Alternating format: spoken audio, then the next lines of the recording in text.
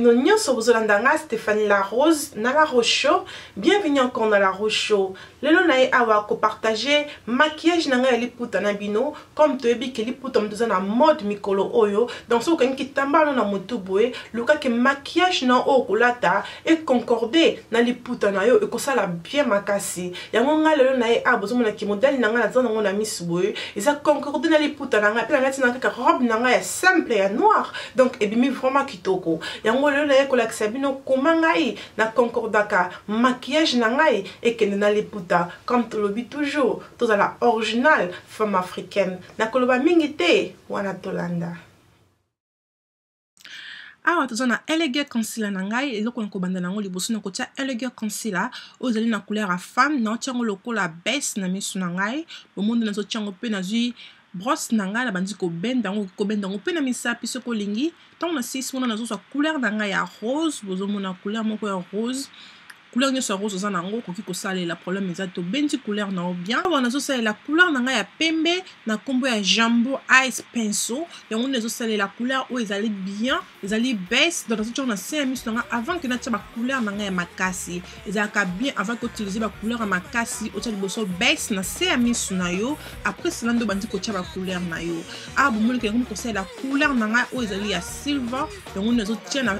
na brosse na nga ya plat donc un so ça la brosse nazo changer parce que na posa ko au moins na différence ba couleur parce que so ça la kaka brosse moko au moins na ba couleur aux autres et que ça la mélanger pour ça la saleté donc c'est ça qui nazo changer toujours ba brosse en azu couleur na nga ozali ya rose yango pe nazo sala nazo tiango bien nazo tiango kaka na kati ya misu na ngai donc na silisi wana nazo couleur na nga ozali ya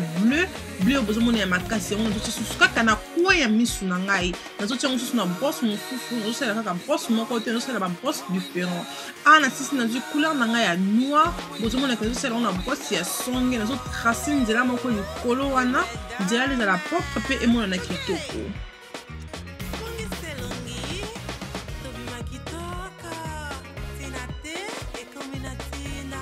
Au tracé nzela na bien ni bozomona ki nazo sala yango tant aussi ko tracé nzela na yo ozwi brosse na yo ya blender bandi ko benda ngo bien po mundu na yo bima propre et bima bien o bendi yango bien peut-on na silisi ko benda ngo donc ozo couleur na nga ozali ya bleu po na boma mundu mukie esala ngo mwa bleu moko boye na mundu esala ka bien donc na zu bleu na nga na zo tionka kana songe ya misu na nga ne bozo muna ngo bongo na songe ya misu na nga na silisi susu na bendi yango lisusu il faut toujours ko balola bien pour lingi ba couleur na yo ebima kitoko soko zo benda couleur te couleur ebima ka kitoko te na bendi yango bien pe na zu couleur na nga ya champagne na tiango likola makiki na nga pona eso la lumière moko boye wana esala ka bien donc na sisi ko tia yango pe na ko zo susu na bendi lisusu pona ba couleur na nga emona na ba couleur esala kitoko na sisi wana na ko zo couleur na nga ya pembe o ezali ya Jambo na osala na CMS na ngai pona evandisa ba couleur o na ko tia na CMS bien bon monde dans ce côté baisse na CMS na yote au komona que ce ko sala ba couleur e banda komona na fatigué donc toujours faut ko sala la baisse avant que o tia couleur pour ba couleur na yo ebima eza bien ebima eza makasi pe ewumela na misu pe na silisi wana na tie crayon na ngai ya mwindu na CMS na ngai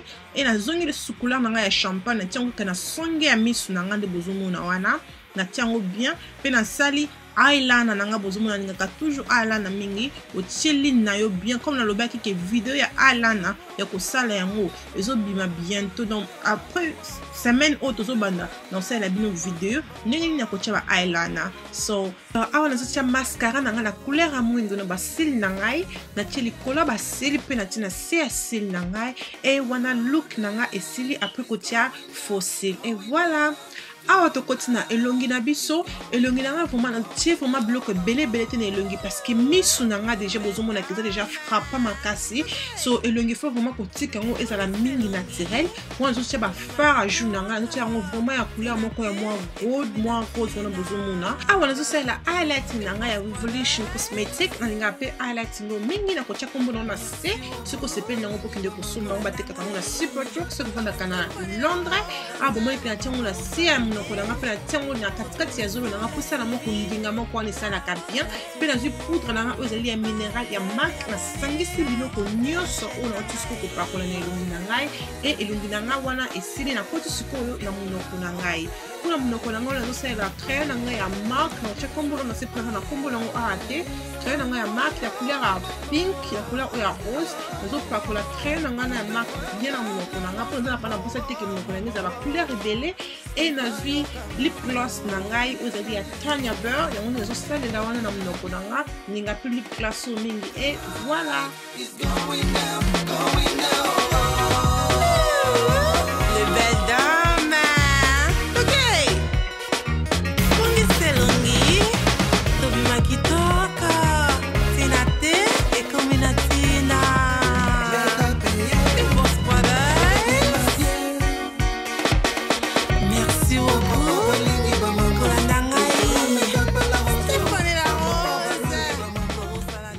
Merci na bino nyonso nde obandi na nga ne bandeli pe bokomi na nga na suka nzombe ya pambola bino nyonso kobosana te soki video oyo ebakisi implice na mutu na yo o eme yango ekosala ngai bien pe ezala abonné na YouTube chaîne na ngai La Roche Show ekosala ngai bien makasi kobosana te koke na Facebook na nga La Roche Show eme yango partager tindela nga message na kozala wana mpona korépondre na bakestion na bino nyonso. Merci na Congolese Wedding Kitoko, merci na ba Boss Brothers, merci na yem tozotala ngai wana tukutani à la prochaine. Tina te et community na bye.